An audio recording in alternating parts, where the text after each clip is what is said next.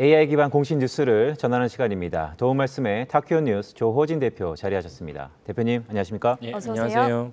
자, 오늘 아침에는 또 어떤 공식 뉴스가 나왔는지 바로 화면 통해서 체크해 보도록 하겠습니다.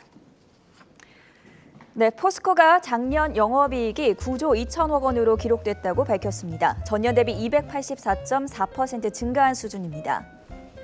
한국선제의 작년 매출이 2,100억 원, 영업이익은 180억 원으로 집계됐습니다.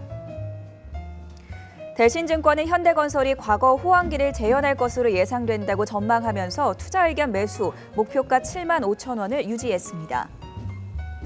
현대 미포조선이 오세아니아 소재 선주로부터 2,251억 원 규모의 컨테이너선 내척 공사를 수주했다고 공시했습니다. 네, 대표님이 뽑아주신 오늘의 공시가 한 4가지인데 어저께 대선 이후에요. 예, 증권사에서 가장 많이 바이콜이 나온 보고서가 또 현대건설이더라고요. 예, 오늘 예. 공시도 있는데 현대건설은 어떤 공시인가요? 예, 현대건설은 이제 그 대신증권에서 리포트를 이제 오늘 냈는데요. 그 어제 이제 정책이 대선이 끝났다는 것은 정책의 모호함이 끝났다 이렇게 보시면 되겠습니다. 물론 이제 이재명 후보나 윤석열 후보나 모두 이제 건설과 주택 공급을 갖다가 기반으로 부동산 경기를 잡겠다고 했기 때문에 굳이 뭐 어느 분이 당선되더라도 사실은 이제 끝나면은 이제 건설 경기, 그러니까 건설주가 올라갈 것이라고 예상이 됐지만 그럼에도 불구하고 이제 대선이 끝났기 때문에 그럼 본격적으로 공약이 추진될 수 있다. 이런 점에서 건설주가 또 어제 그에 맞춰서 아마 리포트들이 많이 쏟아진 걸로 이해가 됩니다.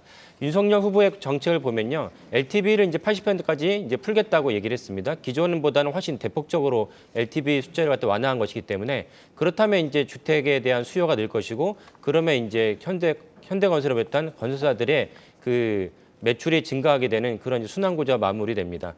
현대건설에서 또 주목할 점 무엇이냐면은 원전을 갖다가 종합 설계하고 건설할 수 있는 시공사라는 점입니다. 그러니까 원전이 중요한 점 무엇이냐면요. 제가 몇 번 방송에서 말씀드렸지만은 전 세계가 전기차 시대로 접어들면은 전기차 시대에 필요한 전기를 누가 공급할 것이냐.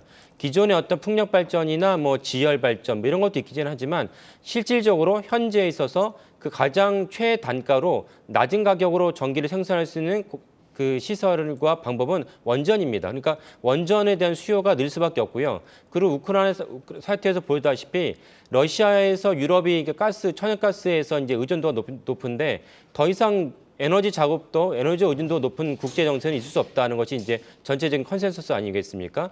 그렇다면 이제 자체적으로 전기를 갖다 조달해야 되는데 원전 말고는 사실 대안이 없습니다. 이런 점에서도 사실은 이제 원전이 수요가 늘 것이고 탄소 중립 정책이라는 관점에서 봤을 때도 원전의 수요가 늘게 됩니다. 그러니까 원전의 수요는 곳곳에서 늘 수밖에 없는 구조인데 그렇다면 원전을 지을 수 있는 원전을 갖다가 원자로를 건설하는 업체는 이제 두산중공업이 대표적인데 그 원자로를 가져가다가 실제로 원전을 지을 수 있는 곳은 이제 우리나라에서 현대건설밖에 없습니다. 이런 점에서 현대건설이 그 원전 수혜주로 볼 수가 있습니다.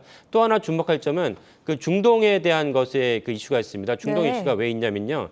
중동에서 이제 원유 가격이 올라가게 되면 중동에는 많은 국가들의 그 재정이 풍부해집니다. 그러니까 나라 국가이 풍부해지니까 국가들이 앞다퉈서 인프라를 건설하게 되고 인프라를 건설하게 되면 이제 그에 따라서 이제 그 건설에 대한 수요가 증가하게 되죠. 그래서 아까 대신증권에서도 과거 초호황기가 재현될 것이라고 말하는 측면도 원유가 가격이 올라갔기 때문도 있습니다. 그래서 이런 점을 종합해 봤을 때 현대건설이 건설사로서 좀 유망하다 이렇게 볼 수 있겠습니다. 상승 재료로서 굉장히 여러 가지 재료들이 언급이 되고 있습니다. 크게 3가지로 정리를 해주셨어요. 예. 보유가와 그리고 정책적인 면, 여기에 원전 관련주로도 꼽힐 수 있다라는 긍정적인 공시 내용 전해주셨습니다. 두 번째, 현대미포조선입니다. 지금 기관에서 5거래일째 순매수가 들어오면서 상당히 좋은 흐름 보여주고 있는데 오늘 장에서도 1% 넘게 상승하고 있습니다. 어떤 뉴스가 나왔을까요? 예. 현대미포조선은 이제 좀 전에 말씀하신 대로 이제 추가로 컨테이너선 내청을 수주했다는 것이 공시인데 현대미포조선도 아까 말씀드렸다시피 탄소 중립 정책과 중요한 이제 기업입니다.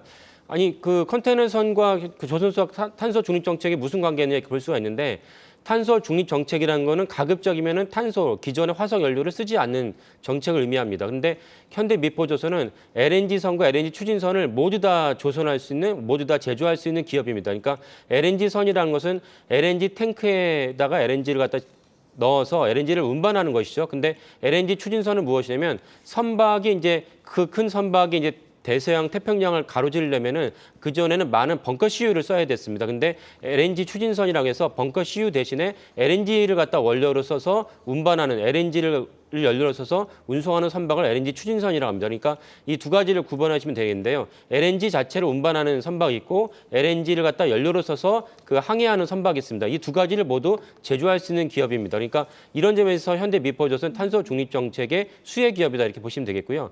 또 하나는 탄소 중립 정책을 이제 미국의 바이든 정부가 강력하게 추진하기 때문에 바이든 정부가 그에 따라서 LNG선과 LNG 추진선의 일정 이상 비율을 갖다가 채우지 않으면은 미국 항구에 입항할 수 없다는 정책을 추진하고 있습니다. 그렇다면 강제적으로 이제 울며 겨자 먹기 시기라도 LNG 추진선과 LNG선에 대한 수요가 증가할 수밖에 없습니다. 그리고 아까 좀 전에 말씀드렸다시피 그 우크라이나 사태 때문에 러시아가 천연가스를 갖다가 밸브를 잠가버리면 LNG를 어떻게 해서 날라야 되거든요. 그런 점에서 좀 단기간은 아니겠지만 장기적으로 봤을 때 LNG에 대한 수요가 늘어날 것이고 LNG가 늘어나다 보면 이제 LNG선을 LNG선을 제조할 수 있는 기업에 대한 조선소에 대한 수요도 매출도 늘어날 것이다. 이렇게 볼 수 있겠습니다. 이런 점에서 현대 미포조선을 비롯해서 우리나라 주요 빅3 기업들을 주시하시면 좋겠습니다. 네, 오늘 나온 공시 4가지 가운데 현대건설과 현대미포조선 2가지 기업에 대해서 살펴봤고요. 지금까지 타키오 뉴스의 조호진 대표였습니다. 고맙습니다. 네, 감사합니다.